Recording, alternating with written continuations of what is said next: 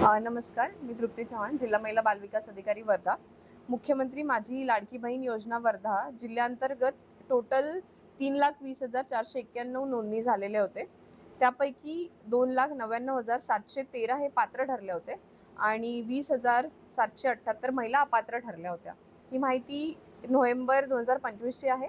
त्यानंतर शासनाने 31 डिसेंबर 2025 पर्यंत ई-केवायसी करण्यासाठी मुभा दिली होती. त्याअंतर्गत बऱ्याच महिलांनी ई-केवायसी केलेली नाही आहे.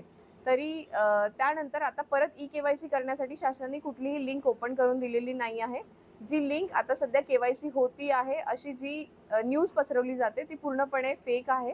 त्याच्यावर कोणीही विश्वास ठेवू नये आणि कोणीही कार्यालयस्थळी येऊन फक्तच परत केवायसी होऊ शकते का, आमची केवायसी करून द्या, आमचे पैसे का येत नाही आहेत, तर ही विचारणा करू नये.